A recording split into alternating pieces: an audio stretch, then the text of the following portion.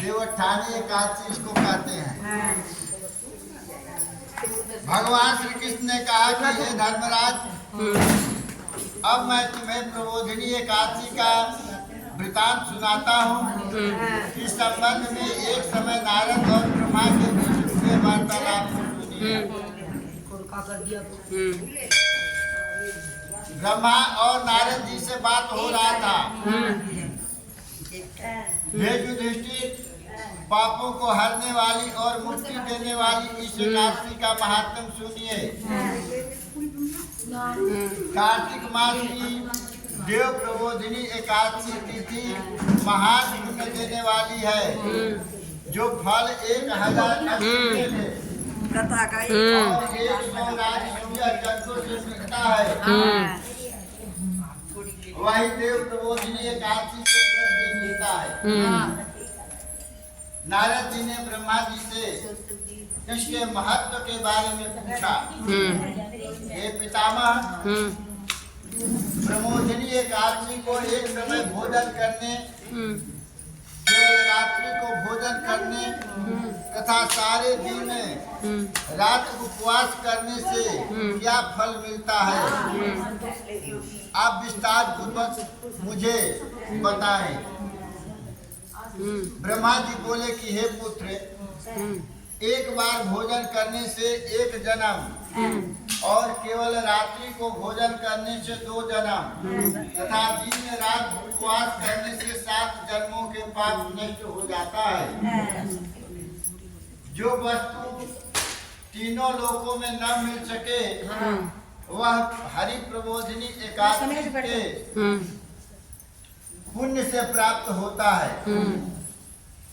मेरु और मंदराचल के समान भारी पाप भी नष्ट हो जाता है। इतना ही नहीं, अनेक जन्म में किए हुए पाप समूह क्षण भर में भस्म हो जाता है। जैसे रुई के बड़े भारी ढेर को अग्नि की छोटी सी चिंगारी भस्म कर देती है, वैसे ही पूर्ण श्रद्धा, अटूट विश्वास और विधि पूर्वक किया पुण्य कर्म अनंत फल देता है। अटूट श्रद्धा और विश्वास, इस एकादशी के ऊपर विश्वास और श्रद्धा करके और नियम पूर्वक करने से मंदराचल जैसे पाप जो होगा वह भी भस्म हो जाता है। विधि रहित व्रत पूजन चाहे किसी भी मात्रा में भी किया जाए पूर्ण फलदायी नहीं होता है। बिना विधि के अगर कोई भी व्रत करते हैं तो वह कुछ भी फल नहीं प्राप्त होता है। इसलिए जो विधि है उस विधि के अनुसार ही करना चाहिए। संध्या न करने वाले नास्तिक, वेद निंदक, धर्म शास्त्र को दूषित करने वाले दुराचारी अपने समस्त पुण्य नष्ट कर देते हैं, अपने कुल को भी नष्ट कर देते हैं। जो गुरु और पवित्र विद्वान ब्राह्मणों से अहंकार युक्त बातें करते हैं, घमंड में, क्रोध में अगर गुरु से, ब्राह्मण से बात करें तो वे भी धन और संतान से हीन होते हैं और मंदराचल जैसे पाप लग जाता है। इन सभी पापों से पीड़ित व्यक्ति देव प्रबोधिनी के व्रत से पाप मुक्त हो जाता है। व्यक्ति जैसे ही अपने मन में हरि प्रबोधिनी एकादशी के व्रत का संकल्प लेता है, उसके पाप नष्ट होने लगते हैं। जो फल समस्त तीर्थों में स्नान करने, गौ, सोना और भूमि का दान करने से होता है, वही फल इस एकादशी के श्रद्धा युक्त और विधि विधान से किए व्रत तथा भजन कीर्तन और शास्त्र चिंतन में रात्रि को जागरण करने से मिलता है। हे नारायण, भक्त नारद, इस संसार में उसी मनुष्य का जीवन सफल है जिसने हरि प्रबोधिनी एकादशी का व्रत किया है। अतः और सब कर्मों को त्याग कर भगवान की कृपा पाने हेतु कार्तिक शुक्ल पक्ष की हरि प्रबोधिनी का व्रत करना चाहिए। वही ज्ञानी तपस्वी तथा जितेंद्रिय है और उसी को भोग तथा मोक्ष प्राप्त होता है जिसने हरि प्रबोधिनी एकादशी का व्रत किया है। विष्णु को अत्यंत प्रिय यह व्रत मोक्ष के द्वार को खोलने वाला तथा उसके तत्व ज्ञान का देने वाला है। मन क्रम वचन तीनों प्रकार के पाप इस व्रत को धारण करने और रात्रि को जागरण करने से समाप्त हो जाता है। जो मन में सोचा हुआ, कर्म से किया हुआ, वचन से बोला हुआ अगर पाप लगा है वह भी इस एकादशी से दूर हो जाता है। हरि प्रबोधिनी एकादशी के दिन जो व्यक्ति भगवान की स्तुति के लिए स्नान, दान, तप और यज्ञ आदि करते हैं वे अक्षय पुण्य प्राप्त करते हैं। अन्य कोई भी पुण्य इसके समान नहीं है। हरि प्रबोधिनी एकादशी के व्रत के बिना अन्य व्रत व्यर्थ है। अतः हे नारद, व्यक्ति को विधि पूर्वक और अटूट विश्वास के साथ इस व्रत को करना चाहिए। जो कार्तिक मास में धर्मपरायण होकर अन्न त्यागते हैं उन्हें चंद्रायण व्रत का फल प्राप्त होता है।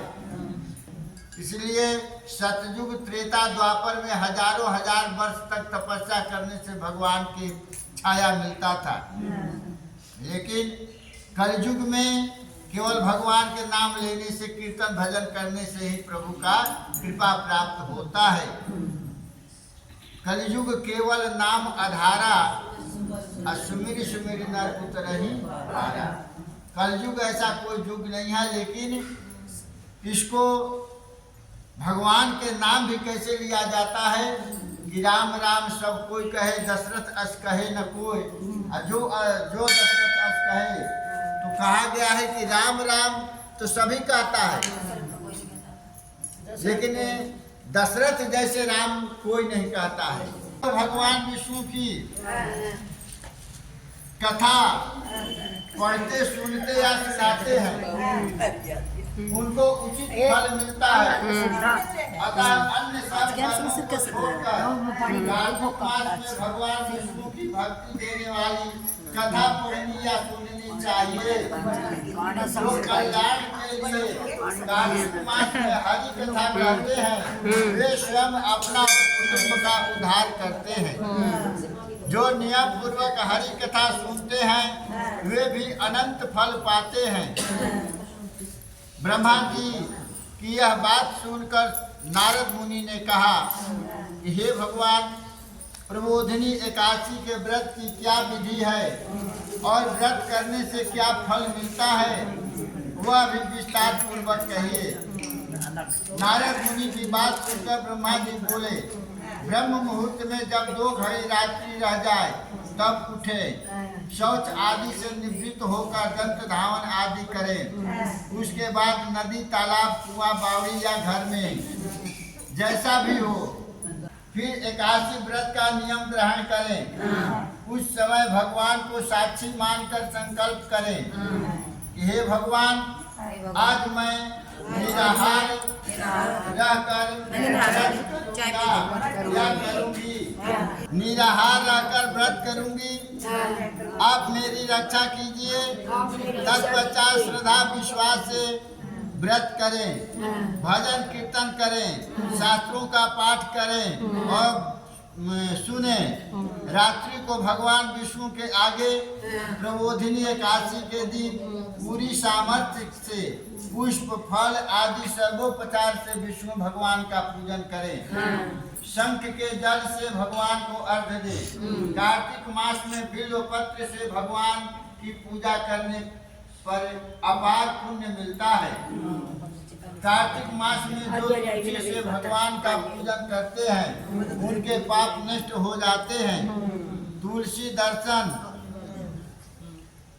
स्पर्श करने, तुलसी दर्शन करने से, स्पर्श करने से, तुलसी की कथा कहने, स्तुति करने, तुलसी का पौधा लगाने, जल से सींचने और प्रतिदिन सेवा करने से विष्णु लोक मिलता है। हे मुनि, रोपी हुई तुलसी जितनी जड़ों का विस्तार करती है, उतने ही तुलसी रोपण करने वाले के पुण्यों का विस्तार होता है। जो कदम्ब के पुष्पों से हरि भगवान का पूजन करते हैं वे मोक्ष पाते हैं। जो गुलाब के पुष्पों से भगवान का पूजन करते हैं उन्हें अनंत पुण्य मिलता है।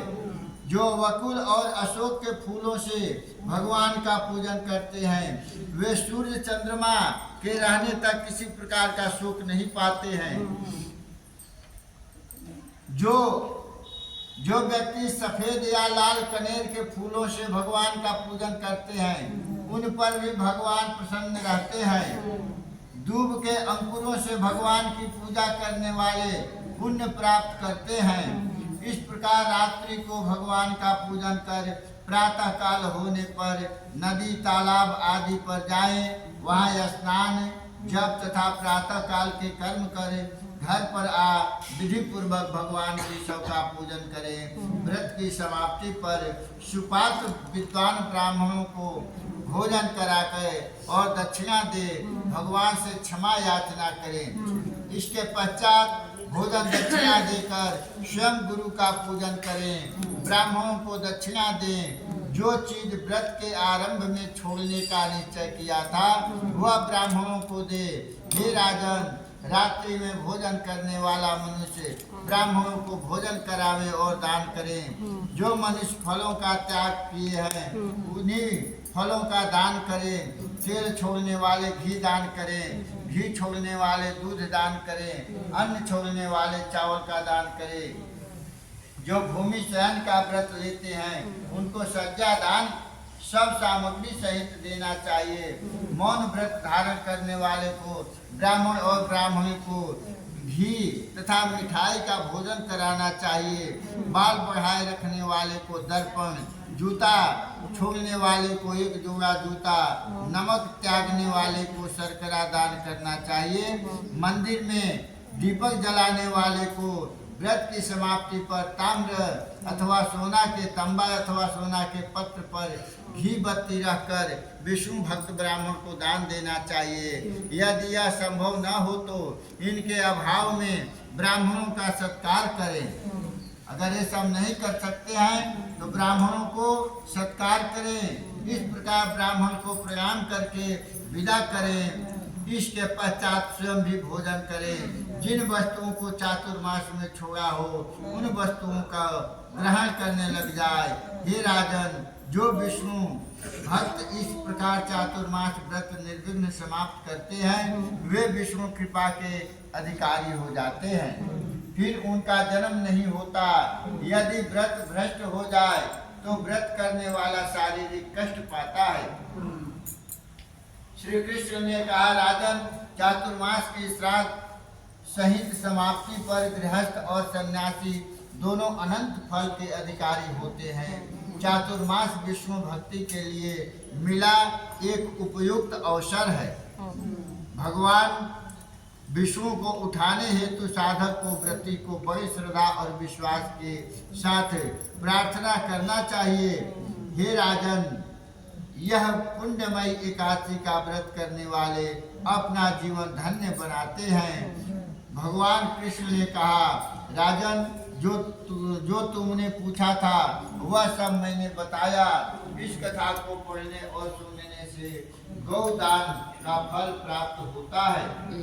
चातुर्मास का नियम स्वाध्याय, तपस्या और त्याग की दृष्टि से महत्वपूर्ण है। भगवान की भक्ति में रहने का यह अच्छा अवसर है। सांसारिक बंधन में रहते हुए व्यक्ति इस चातुर्मास में विष्णु भक्ति का विशेष फल प्राप्त करता है। बोलो वृंदावन बिहारी लाल की जय।